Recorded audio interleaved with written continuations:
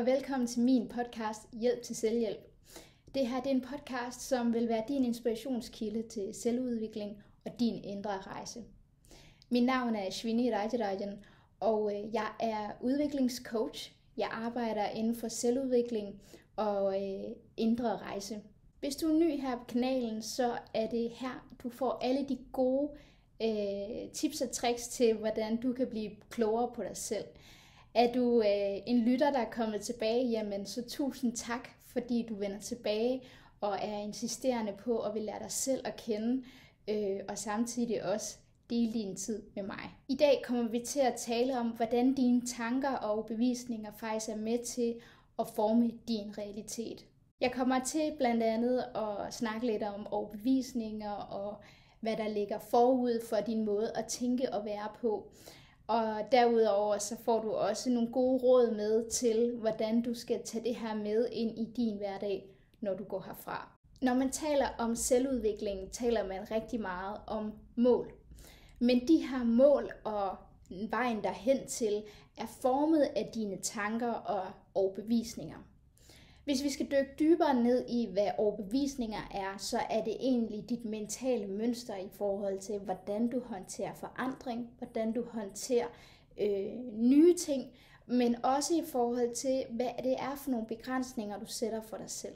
Jeg oplever tit, at når vi taler om mål og målsætning, at mine klienter kommer med rigtig mange gode idéer til, hvad det er for noget, de går og drømmer om. Men i samme sætning kommer de også med alle de argumenter for, hvorfor det ikke kan lykkes. Et eksempel på det her kunne være, at du måske har lyst til at være meget mere selvsikker, styrke dit selvværd, din selvtillid. Du beundrer andre for bare at gå efter det, de vil. Det her, det er nogle reelle ønsker, man kan have for sig selv. Men spørgsmålet er også, er du villig til at gøre det, der skal til for at ændre eller få den her kompetence? Det er meget naturligt, at når det er, at vi prøver at ændre noget, som vi har været vant til at gøre, det kan være et karriereskifte eller bryde et adfærdsmønster, vi har i et venskab eller en kærlighedsrelation, eller hvad end det nu er, at vores frygt for at komme ud af vores comfort zone nok skal gøre alt for at bevare dig i den her boks. Det kommer til udtryk på, at du eventuelt begynder at overtænke, du begynder at komplicere hele processen, i stedet for at se, hvad kan jeg gøre lige nu og her, for at nå det langsigtede mål. Når vi ønsker noget for os selv, så giver vi også udtryk for, at det er en mangel i vores liv.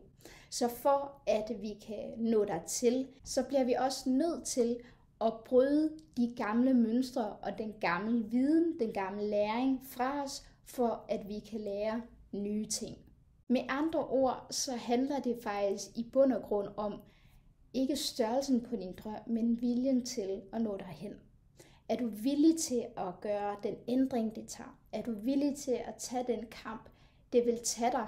Er du villig til at være så tålmodig med processen, også selvom at det kommer til at tage dig længere tid, end du forventer? Et rigtig godt råd, når man bliver ramt af de her følelser omkring, at man ønsker noget for sig selv, men er i tvivl om, hvordan man kommer derhen. Så prøv at spørge dig selv, hvad er det for nogle grunde, hvad er det for nogle årsager, der gør, som du fortæller dig selv for, hvorfor det er, du ikke kan gøre X, Y og Z. Et andet godt råd er også at spørge sig selv, har jeg et solidt fundament for at føle, som jeg gør?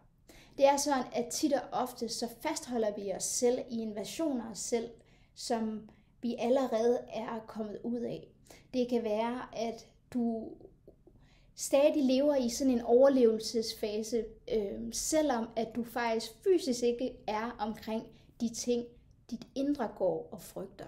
Den tredje sidste ting er også det her med at forstå, hvor er det den her tanke og bevisning, den kommer fra.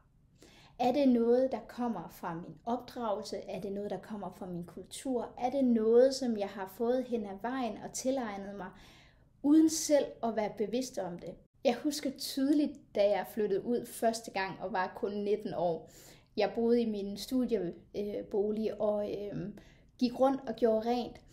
Og det jeg lagde mærke til var, at da jeg svingede støvsugeren, jamen så var der en stemme, der sagde til mig, husk nu alle hjørnerne, husk nu alle listerne.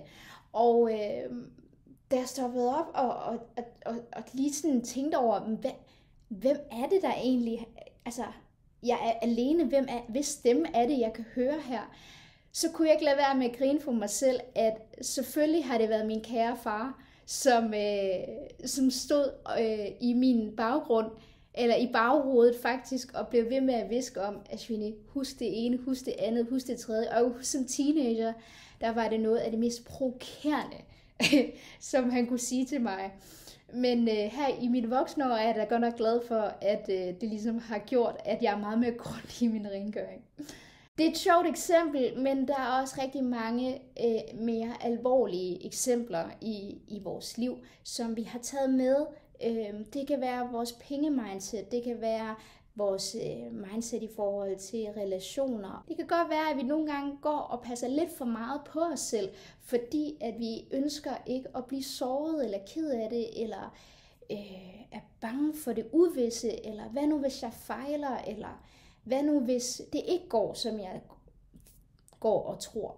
Sandheden er, at det finder du aldrig ud af, hvis ikke du prøver i hvert fald. Og hvad nu hvis du bare gav dig selv chancen for at lære og give dig den tid, det tager. Tak fordi du lyttede med. Jeg håber, at de her 3 gode råd er noget, du vil tage med dig videre og implementere i dit liv. Husk, at du også kan få lov til at høre min podcast på Spotify, Hjælp til selvhjælp. Hvis du nød episoden her, og du kunne tænke dig at dele det med nogen, du kender, så gør endelig det. Husk at abonnere på kanalen, så du ikke går glip af næste afsnit.